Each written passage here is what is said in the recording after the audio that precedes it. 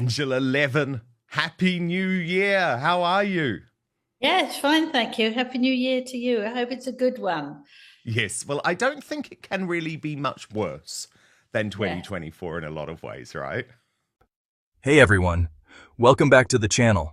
If you're new here, don't forget to hit that subscribe button and turn on notifications so you never miss an update on the royals and the truth the media won't tell you.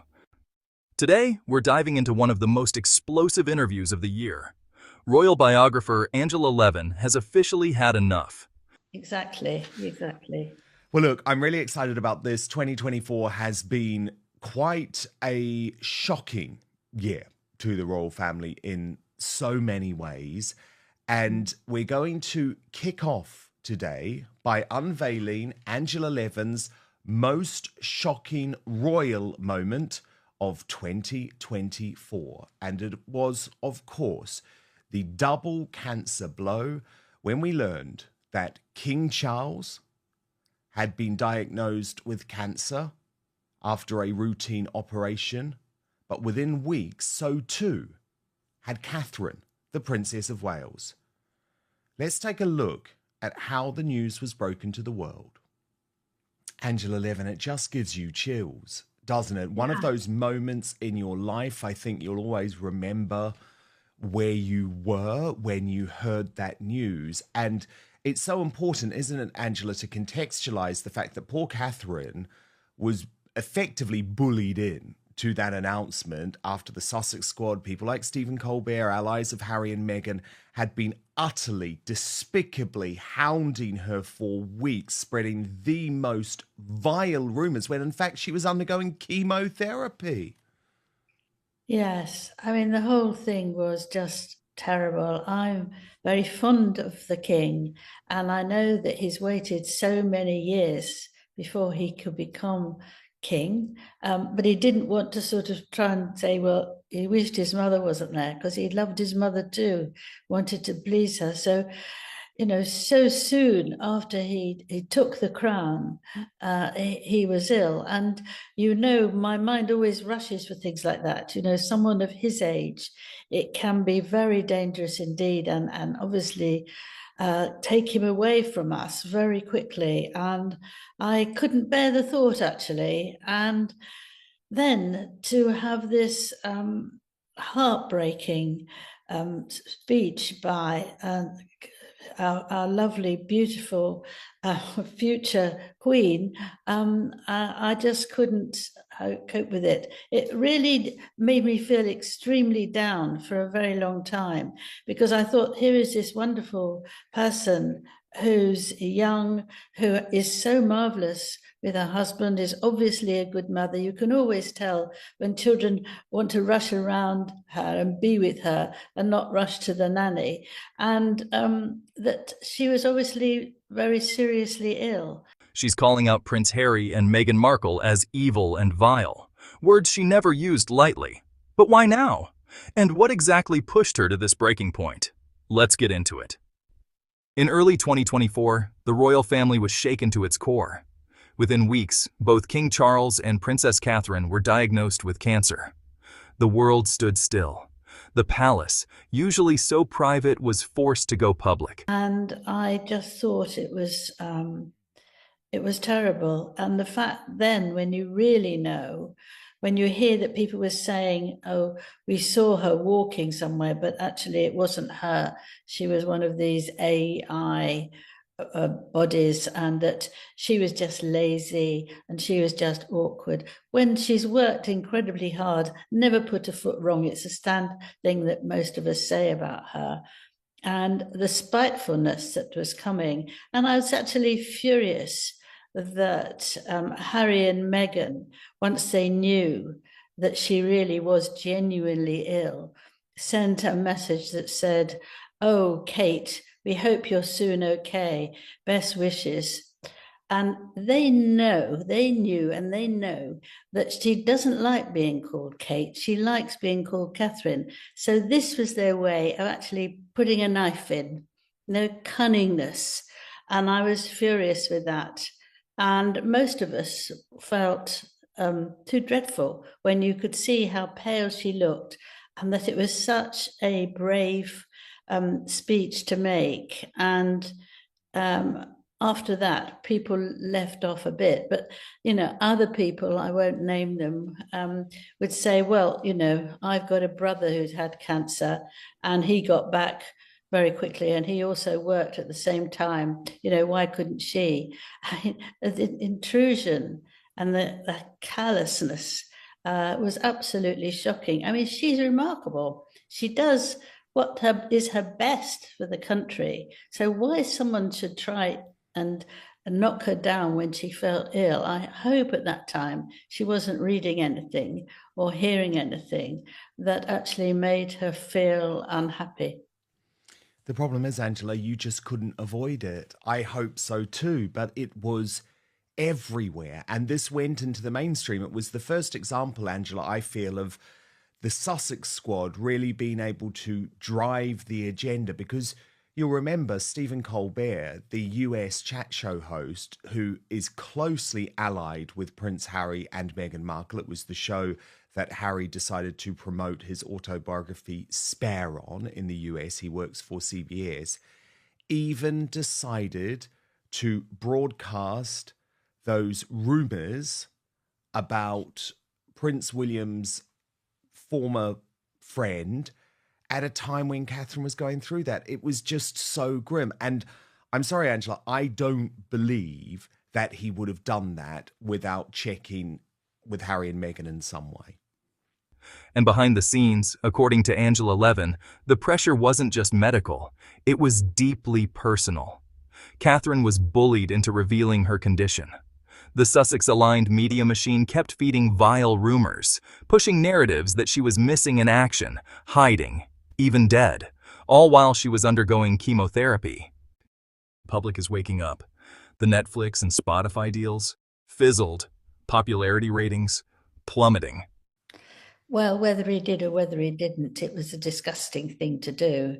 And I think it doesn't matter if he asked or not, because Harry and Meghan have got a high number of appalling things that they say and do, and so evil nowadays.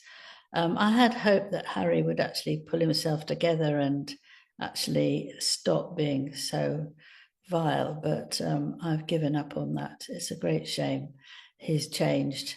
And I think that anybody who would accept that sort of information is as bad as the people who would have given them.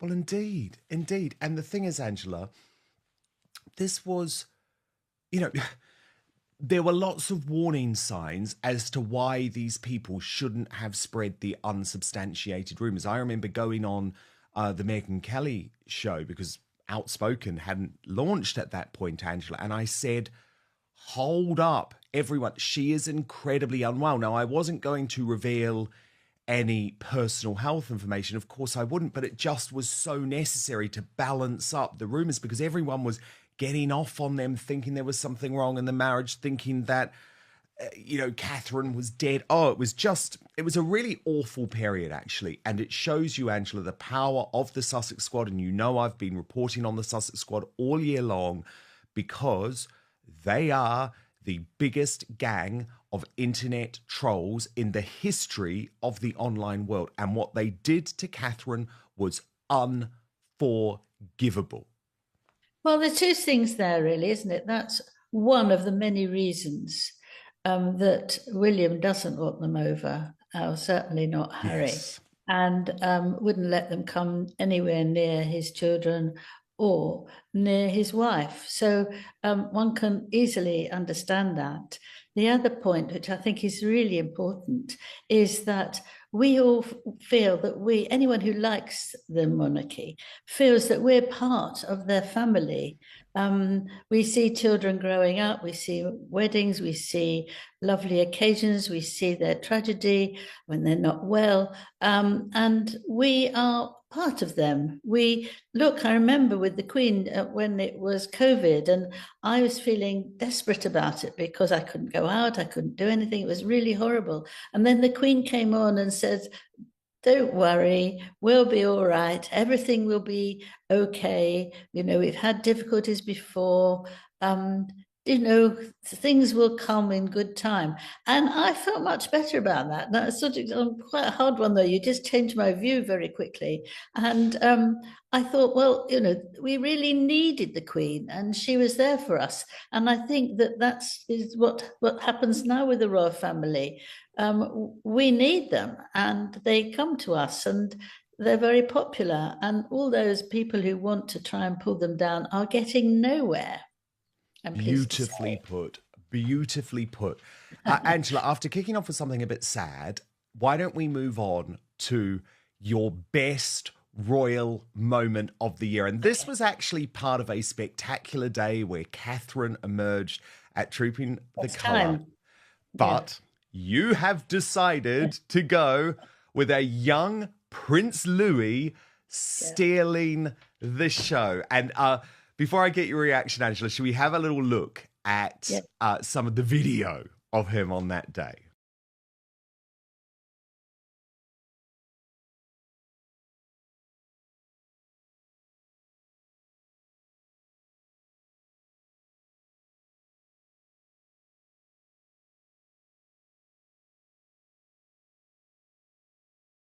Scots Guards. So we're enjoying boogieing along to that.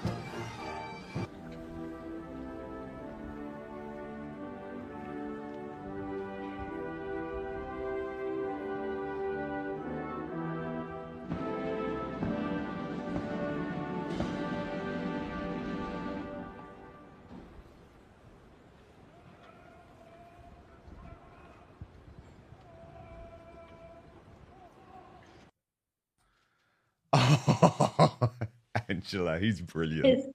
It's wonderful, isn't it? I mean, he's an absolutely gorgeous boy, but he was bored initially, and that's all right. He's 6, you know, there's no reason why he shouldn't be. But, you know, anyone who's bored on the balcony, you know, makes their face go straight and they don't show it. But he wasn't one of those, and he did that.